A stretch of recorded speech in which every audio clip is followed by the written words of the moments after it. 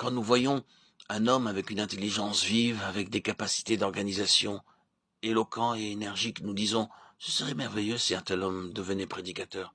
Ce serait précieux pour la cause de Christ. » Nous pensons que si seulement ses capacités pouvaient être canalisées dans la bonne direction, ce serait un gain pour le royaume de Dieu. Mais Dieu n'utilisera jamais les capacités naturelles, même si elles sont canalisées dans le domaine spirituel. S'il doit y avoir un témoignage du Seigneur, alors tout doit procéder de lui.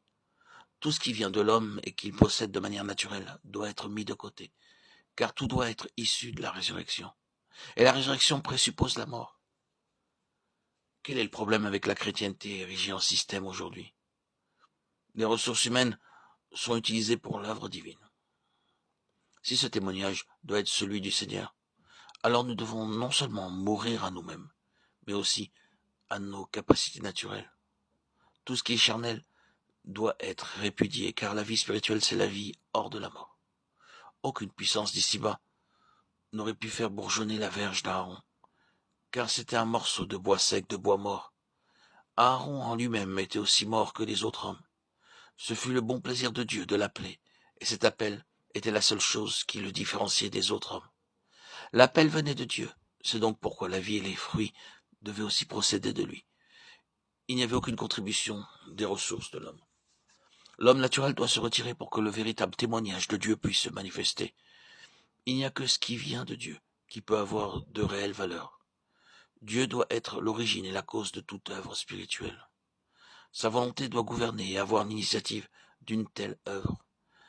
Mais il n'est pas seulement l'origine, il est aussi l'artisan. Quand il est l'origine et la cause, tout contribue à le glorifier.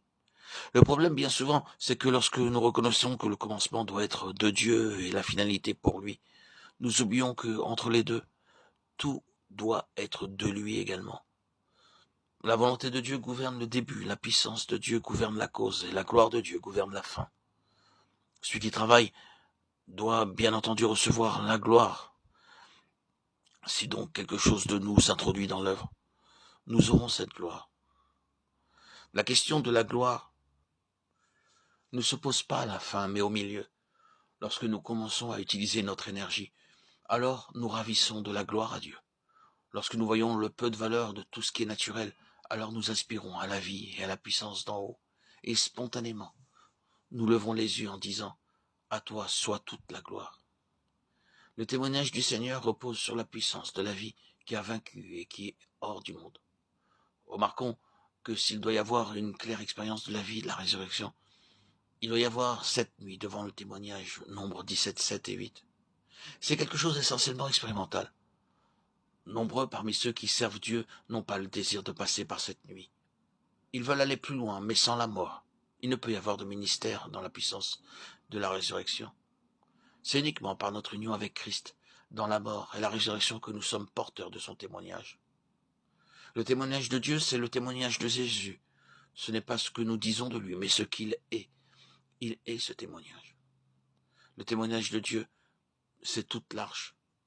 Dans Exode 25, nous voyons des anneaux aux deux côtés de l'arche du témoignage, et les barres y demeuraient en permanence. Ainsi le témoignage pouvait être porté à tout moment.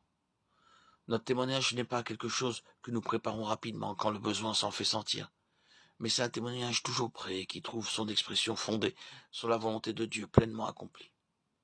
C'est ce que nous connaissons de Christ dans une expérience continuelle, et non quelque chose qui est préparé pour une certaine occasion. Loué soit Dieu, il n'y a rien à faire pour ce témoignage, il est entièrement de Dieu. Tout ce que nous avons à faire, c'est de le porter. Dans le tabernacle, il n'y avait pas de plancher. Il n'y avait que le sable du désert. C'est maintenant, pendant notre pèlerinage, que nous devons porter ce témoignage. Nous devons connaître le Seigneur en expérience chaque jour. Ainsi, ce témoignage pourra être toujours manifesté.